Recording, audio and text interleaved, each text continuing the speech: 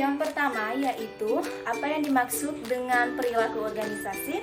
Nah, perilaku organisasi adalah bidang studi yang mempelajari pengaruh yang dimiliki oleh individu, kelompok, dan struktur terhadap perilaku dalam organisasi yang bertujuan untuk meningkatkan efektivitas suatu organisasi. Sistem pengendalian manajemen mempengaruhi perilaku manusia. Dan pertanyaan yang kedua adalah jelaskan pengertian perilaku organisasi menurut para ahli.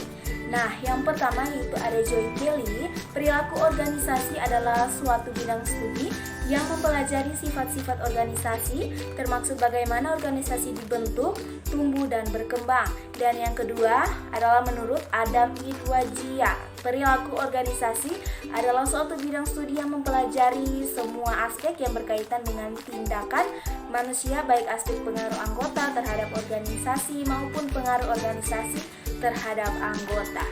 Dan yang ketiga yaitu pendapat dari Sutrisna Hari. Perilaku organisasi adalah suatu bidang studi yang mempelajari dinamika organisasi sebagai hasil interaksi dari sifat khusus 5 karakteristik anggota dan sifat khusus karakteristik para anggotanya dan pengaruh lingkungan. Dan yang keempat yaitu dari Stephen Robbins. Perilaku organisasi adalah bidang studi yang menyelidiki dampak perorangan, kelompok, struktur pada perilaku dalam organisasi dengan maksud menerapkan pengetahuan semacam itu untuk memperbaiki keefektifan organisasi. Yang ketiga yaitu soal jelaskan faktor-faktor informal yang mempengaruhi keselarasan tujuan terdiri dari faktor eksternal dan faktor internal. Nah, faktor eksternal dalam hal ini adalah norma-norma mengenai perilaku yang diharapkan di dalam masyarakat, di mana organisasi merupakan bagian dari masyarakat. Norma tersebut mencakup etos kerja atau sikap anggota organisasi yang diwujudkan untuk melalui loyalitas pegawai dalam menjalani tugas. Sedangkan faktor internal budaya meliputi keyakinan bersama, nilai-nilai hidup yang dianut, norma perilaku serta asumsi-asumsi yang secara implisit diterima dan secara eksplisit dimanifestasikan di seluruh jajaran organisasi. Pertanyaan yang keempat yaitu jelaskan faktor-faktor yang mempengaruhi keselarasan. Yang pertama yaitu ada faktor eksternal. Norma-norma mencakup sikap atau etika kerja diwujudkan dalam bentuk yang satu adalah loyalitas pegawai, yang kedua adalah kerajinan, yang ketiga semangat, dan keempat kebanggaan kerja. Sedangkan faktor internal yaitu yang pertama ada budaya nilai hidup yang dianut dan dimanifestasikan dalam organisasi. Yang kedua gaya manajemen. Sikap manajemen terhadap bawahannya, sikap bawahan merefleksikan apa yang mereka anggap sebagai sikap atasan mereka.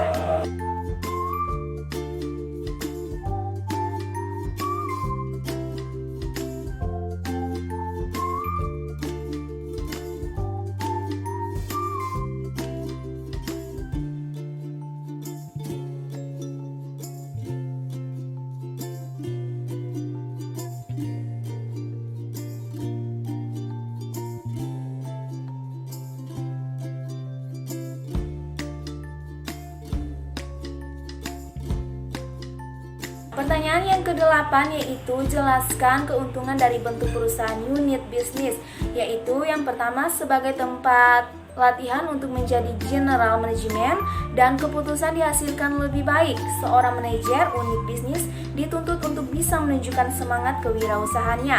Oleh karena itu, unit bisnis sangat dekat dengan pasar bagi produk-produknya dari kantor pusat, maka para manajer unit bisnis bisa membuat keputusan-keputusan produk dan pemasarannya secara lebih masuk akal.